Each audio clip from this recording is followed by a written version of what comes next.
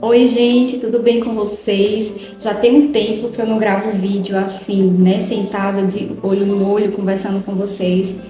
Nós já estamos finalizando o mês de junho aqui, né? As ações também voltadas à temática do mês também estão sendo encerradas aqui pelo CRAS, né?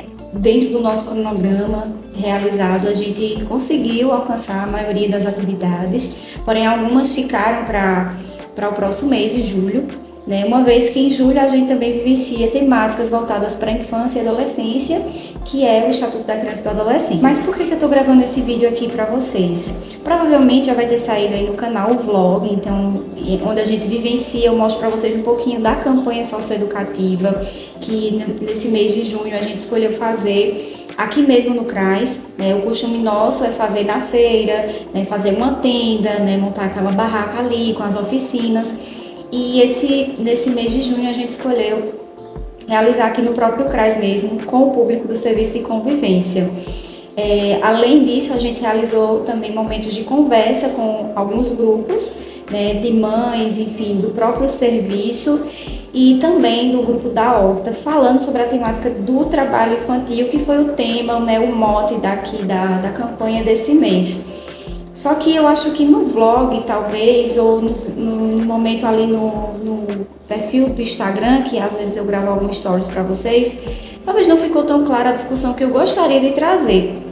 Vai ser algo bem rápido, né? Esse momento aqui é só mesmo para a gente refletir, né, no nosso papel dentro da assistência social enquanto psicólogos, associado a outros profissionais aqui que a gente trabalha junto, né, como o assistente social, por exemplo. O que é função da gente, né? Como é que a gente pode aperfeiçoar o nosso trabalho em relação à questão dessa problemática, que é o trabalho infantil.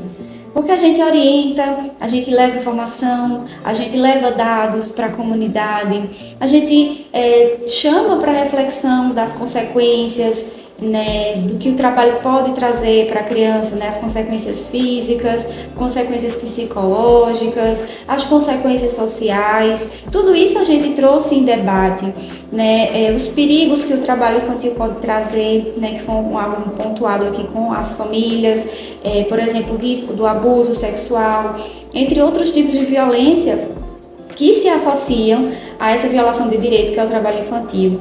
E além disso, né, a gente lida muito com o imaginário popular de que tudo bem a criança trabalhar, a criança está aprendendo sobre responsabilidade, a criança está ajudando a família, é melhor estar trabalhando do que roubando.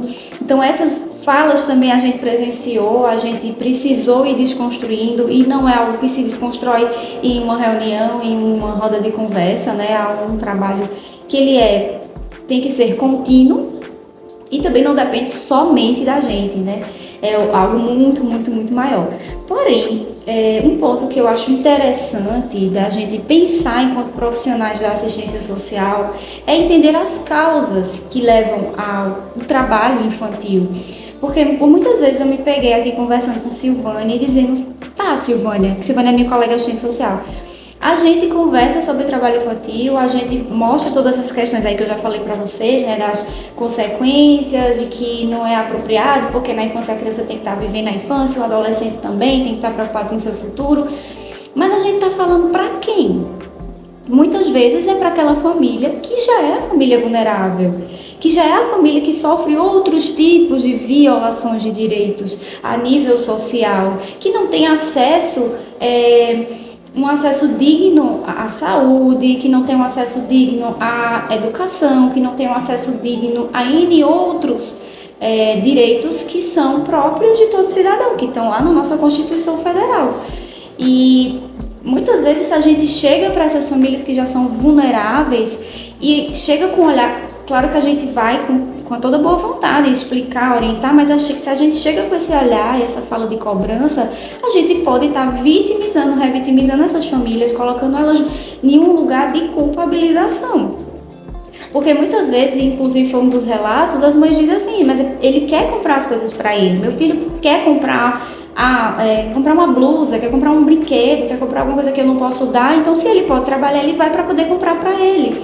Ou então, relatos que a gente teve aqui no grupo da Horta de que precisava estar ali trabalhando para sustentar a família, uma vez que os adultos estavam desempregados, ou esses adultos da família eram ausentes mesmo, né, negligentes, ou enfim, são N situações de vulnerabilidade que vão muito além do que somente essas famílias saberem as consequências. Porque assim, eu acredito que eles sabem que o trabalho não é apropriado para uma criança, mas eu acredito que essas famílias têm alguma noção também, e além do mais, a gente trazendo as informações, elas vão entender mais ainda que não faz bem para a criança em diversos aspectos, e para o adolescente também, mas o que elas vão fazer? Por isso, é uma coisa que eu pontuei, inclusive, no Instagram, que o trabalho infantil é muito mais complexo, porque ele tem que ser realizado e tem que ser combatido através de política pública, o que não é fácil fazer, porque depende de N setores, N fatores, N pessoas, uma hierarquia enorme, uma articulação muito bem feita,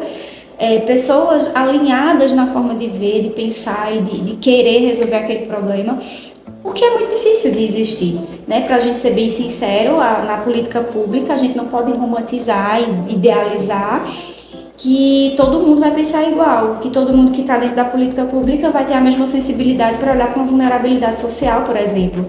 Que todo mundo que está na política pública vai entender a da saúde, vai entender o que a da assistência faz, e não é assim. Muitas vezes o profissional da saúde não entende o que a da assistência faz e vice-versa. Mas o que a gente não pode deixar de lado de trazer essa discussão de que é necessário que a gente continue trabalhando para que essas articulações aconteçam, de que a gente entenda que de fato é isso que precisa acontecer, para que essa problemática do trabalho infantil ela possa ser combatida, né? Então, não adianta muito a gente só estar orientando as famílias, a gente tem que procurar movimentar as nossas ações para um cunho muito maior. Esse mês a gente teve como ideia trabalhar com o NUCA, o Núcleo de Crianças e Adolescentes, aqui de adolescentes do Ser Unicef, para que eles pensassem propostas para eles e essas propostas fossem levadas até os vereadores. Então é mais ou menos nesse sentido. Infelizmente, até o momento, o mês está encerrando, a gente ainda não conseguiu reunir esses jovens, mas ter esses espaços de controle social, onde a população exponha as suas necessidades e o poder público também possa dar outras alternativas a essas famílias, né, para que elas tenham outra chance, outra alternativa, outra opção diante do trabalho infantil, né? Não somente a proibição, mas o poder público chegar e dizer, olha, não é interessante o trabalho infantil, a gente tem esses projetos aqui para os seus filhos, a gente tem esses incentivos aqui financeiros para vocês, geração de emprego, geração de renda, investir em esportes, em cultura, tudo isso está em volta da problemática e, ao meu ver, é onde a gente precisa focar. É como que fosse o trabalho de formiguinha, a gente vai rodeando até chegar no ponto. E assim, a gente não faz isso de uma hora para outra, né, minha gente? Mas, pelo menos, a gente despertar para isso é interessante para a gente já alinhar e direcionar cada dia mais um pouquinho o nosso trabalho para onde ele realmente vai ser efetivo. Então, eu espero que vocês tenham gostado do vídeo, que possa ter esclarecido um pouco, né, de que o psicólogo na assistência social, ele precisa ter essa visão além, né, para as vulnerabilidades sociais, né, para que a gente possa pensar estratégias melhores, né, visando a qualidade de vida dessas famílias, que é um dos objetivos, né, da política de assistência social. Então, é isso, gente. Espero que vocês tenham gostado do vídeo. Qualquer dúvida, deixa nos comentários. Podem sugerir outras temáticas e a gente se vê em breve. Tchau!